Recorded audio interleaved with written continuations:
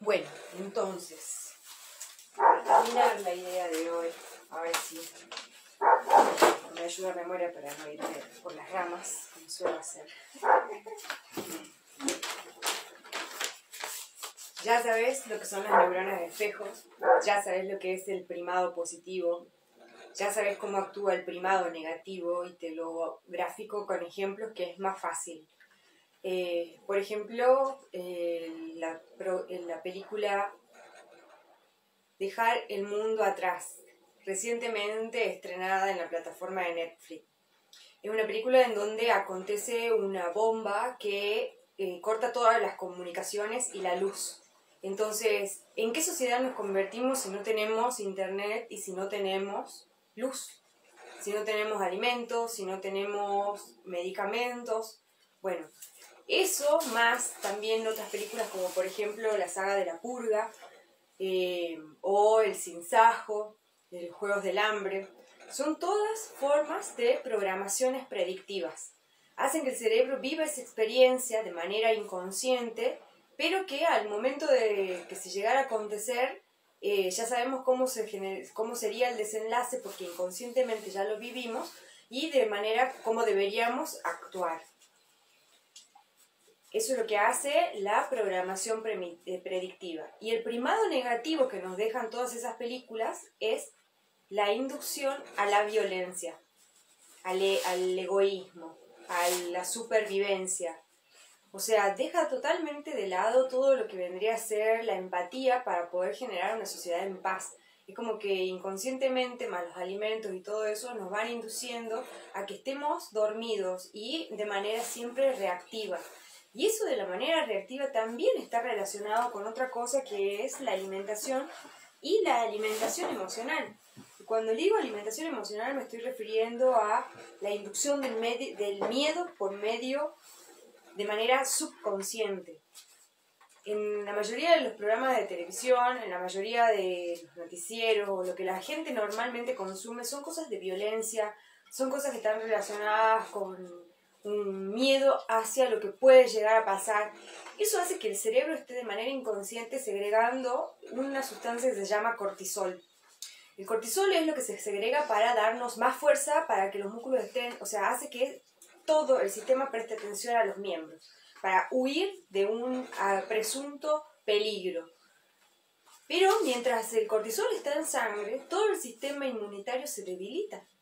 Entonces ahí van debilitando nuestras defensas porque estamos todo el tiempo estresados generando cortisol. Por eso es que hay tantas enfermedades cardíacas, por eso es que hay tanta presión sanguínea arterial alta, y también se vuelven ricas todas las farmacias con todas las drogas que venden y no solucionan el problema de base, que es la alimentación emocional que la persona está recibiendo. Eso sumado a todo lo que vendría a ser el cóctel que se sufre ya de por sí en el medio del trabajo, generalmente en casi todos los rubros, bueno, son bombitas que están ahí prendidas para que en cualquier momento estalle el proceso de la enfermedad. Ya me estoy riendo por las ramas. Programación predictiva y primado negativo. Entonces, si el cerebro vive esa experiencia mirándola a la televisión y genera un sentimiento, ya sea una tristeza que genera lágrimas o un miedo que te deja pensando y a la noche tenés una pesadilla al respecto, bueno, todo eso se está procesando para poder crear tu realidad, la realidad en el entorno en el que vos te movés. ¿Y por qué recalco esto? Porque José Luis Parise lo explica muy bien cuando habla sobre las predicciones de los Hopis, en donde que este cambio de era hacia la verdadera nueva era va a ser de manera individual. ¿Y por qué dice de manera individual? Y lo pueden ver en el grafiquito de las piedras de los Hopis. Es porque cada uno tiene que entrar en conciencia. Yo en el video anterior les había dicho que tenemos como 3 fases del cerebro: la parte inconsciente, la parte subconsciente y la parte consciente, justamente. Es lo que nosotros hacemos conscientemente. Cuando estás aprendiendo algo, lo estás haciendo de manera consciente. Y todo eso se va plasmando en el subconsciente, para que llegue un momento vos lo hagas de manera automática.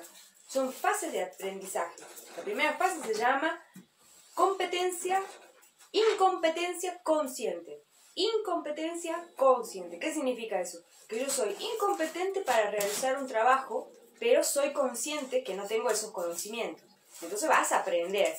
Cuando estás aprendiendo, tenés competencia consciente, es decir, estás elaborando ese trabajo utilizando tu conciencia de algo que ya aprendiste, ya sea por libros o por medio de la observación. Siempre por la lectura. O también puedes aprender por medio de la audición. Si te cuentan detalladamente eso y vos tenés la capacidad de poder procesarlo en tu cerebro. ¿Qué es lo que hace la lectura? La lectura, vos cuando lees, distinto de cuando ves una televisión, porque cuando vos lees, tu mente genera todo eso. Y el proceso es totalmente distinto y de hecho se plasman en lugares distintos del cerebro. Y la tercera fase, cuando vos ya aprendiste a hacer eso, ya lo haces de manera automática, por decirlo de una forma. Pero para llegar a ese automatismo, digamos, tenés que tener lo que se llama competencia inconsciente. Es decir, ya sos consciente de lo que estás haciendo y ahora ya en vez de que antes te llevaba 40 minutos a hacer ese trabajo, ahora lo haces en 15 minutos. ¿Por qué? Porque ya, en cambio, cuando vos estás haciendo competencia consciente, estás sabiendo por qué vas a hacer esto de esta manera, porque si lo haces de otra manera puede ocasionar otra cosa. Entonces, en ese momento estás utilizando toda tu conciencia para ese momento de actuar competentemente. Otra vez me fui de las ramas.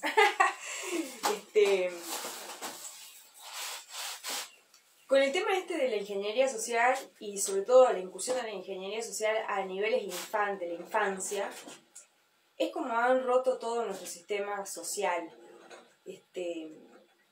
Hay una palabra que ya no se escucha hace muchísimo tiempo que es la idiosincrasia, que es lo que nos hace ser argentinos. Uno de los planes comunes que tienen muchos países que responden a la misma agenda judeo, sionista, masónica, jesuita, es la infiltración y la destrucción de las culturas. Por medio de la apertura masiva de inmigrantes, sobre todo de inmigrantes, y discúlpenme peruanos, y discúlpenme bolivianos, y discúlpenme venezolanos y colombianos, pero sobre todo los peruanos y los bolivianos, con esa inmigración masiva que tuvieron, en donde se les brindó derechos, se les permitió tener hijos que después fueron argentinos nacidos acá, pero que crecen en un entorno en donde siempre fueron discriminados. Y de esa forma se genera, y hasta ahora eso lo son, se genera lo que es el resentimiento. Y esos chicos ahora tienen 18 años o están en edad de votar. No son todos, por supuesto que hay gente muy bien y que bueno, o sea, tuvieron la dicha de nacer en estas tierras, como muchos de nosotros que somos hijos de inmigrantes, que vinieron, no sé, a principios de 1900, pero bueno, también somos hijos de inmigrantes. Pero en esta sociedad en la cual se genera a las personas se educa a las personas de manera competitiva, y siempre tratando de tirarlos a menos, porque gente rota tiene hijos que son rotos por ellos mismos. Es decir, que si una persona es resentida, cría a sus hijos con resentimiento. Si una persona crece con miedo, cría a sus hijos bajo ese sentimiento de miedo. Entonces siempre están dentro de lo que se llama la carrera de la rata. Siempre metidos en este sistema, ¿no? Mejor ser empleado público, porque ahí tenés el sueldito asegurado y tenés la obra social y que esto. Y por miedo uno no puede expresar su verdadero potencial. Y otra vez me fui de las ramas. Bueno, yo creo que estamos hasta ahí nomás. Ahora tengo hambre, me voy a cocinar. Cositas para tener en cuenta ahora en esta etapa del otoño. Principalmente tratar de consumir alimentos de color blanco. Todos los alimentos de color blanco, y por eso la naturaleza nos da ese tipo de alimentos en estas épocas. Vendrían a ser, por ejemplo, dentro de las legumbres, los porotos. Te da el rabanito, te da el hinojo, te da el repollo blanco, te da la manzana, la pera. No así, por ejemplo, la banana. O sea, bueno, tenés en invierno bananas, si vivieras en la naturaleza. Podés llegar a tener la banana disecada. que eso tiene otra injerencia dentro de todo lo que es el estímulo del cuerpo. Es importante tonificar bien ahora los pulmones y el intestino grueso, porque cuando entremos al invierno, si ese metal no está bien tonificado, no va a haber una buena nutrición al agua. El agua son los riñones y las vejigas. Justamente es por eso que en la mayoría de las veces, la mayor parte de las patologías dentro del invierno son los dolores lumbares, a causa de ese frío que ingresa porque no están bien fuertes los riñones. Y cuando entremos en invierno, le corresponde el color negro, y bueno, y ahí haremos otro videito al respecto. Bueno, espero que tengan una excelente jornada y aprovecho la censura de YouTube para generar contenido, a ver si gusta, porque la verdad que aún hablando de todas las cosas que tengo, que hablo y que son variadas, desde la bioconstrucción hasta esto de teoría conspiranoica, que no es teoría conspiranoica, como les dije al principio, es una verdadera conspiración contra la humanidad. Yo la verdad que me crié en colegios católicos, con monjas, y tenía un gran amor hacia lo que era Jesús. No así hacia la doctrina de la iglesia, o sea, 7:20 de la mañana, pleno invierno, 40 minutos de misa todos los fucking días, con lo que implica el rito de la misa, ahora que lo sabemos. Y bueno, incursionando en diferentes, cuando terminé la secundaria dije, no hay chance, se quería ser monja, para ir a hacer servicio humanitario a Calcuta con la Madre Teresa. Pero bueno, y después entendí de que en realidad en la Biblia, o sea, solamente te hablan de los primeros 12 años de Jesús y después de los últimos 3 años de su vida. Pero ¿qué pasó en toda la adolescencia? Justamente cuando adolecer significa crecer con dolor.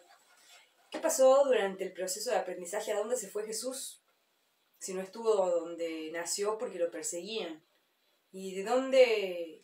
Y cuando volvió, ¿por qué vino con todas esas enseñanzas y poderes que son los mismos que se cuentan en una filosofía de más de 5.000 años? O sea, que ya en su momento ya era una filosofía de muchísimo tiempo antes del nacimiento de Jesús. Bueno, incursionando y leyendo muchos libros, llegué a este. Específicamente a este librito, el Tao Te Ching, pero a lo mismo que pasa con las Sagradas Escrituras, las Biblias, todo depende del traductor, todo depende del intérprete, todo depende de las palabras que pongan, porque hay palabras que te cambian, o sea, te cambian todo el sentido de la oración, todo el sentido de lo que se quiere expresar verdaderamente, ¿no?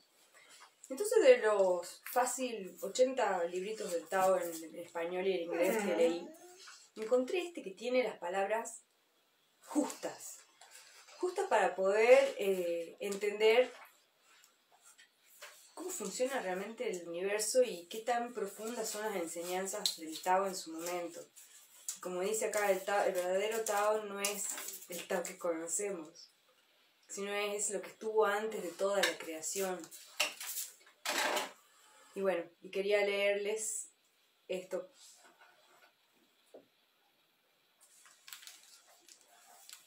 Son tantos los pasajes lindos que tiene, pero el que más me gusta a mí es este. El gran Tao fluye por todas las partes. Como una inundación puede ir hacia la derecha o hacia la izquierda.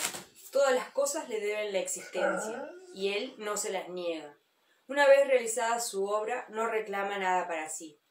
Viste y alimenta a todos los seres porque no se adueña de ellos.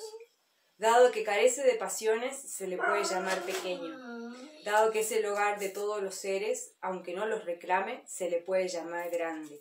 Y precisamente porque no pretende ser grande, su grandeza se realiza. Todos dicen que mi Tao parece locura, porque es grande parece locura. Si no lo fuera, hace tiempo se hubiera vuelto insignificante. Poseo 3 tesoros que guardo y protejo con cuidado. El primero es el amor, el segundo es la sobriedad, y el tercero es no querer ser nunca el primero en el mundo. Gracias al amor uno es valiente.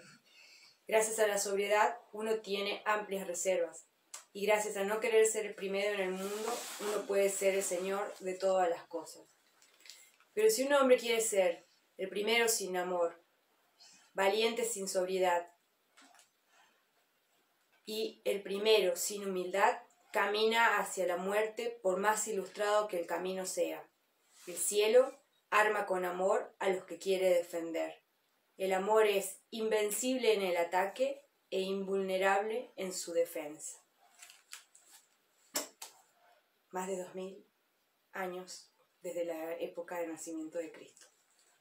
Más de 4000 o 5000 años de enseñanzas plasmadas en 81 capítulos de 5000 palabras, escritas por el sabio Lao Tse, que fue nacido de la axila de su madre y que fue discriminado y expulsado de las tierras para vivir en los bosques por su condición de albino. Y creó todas estas enseñanzas.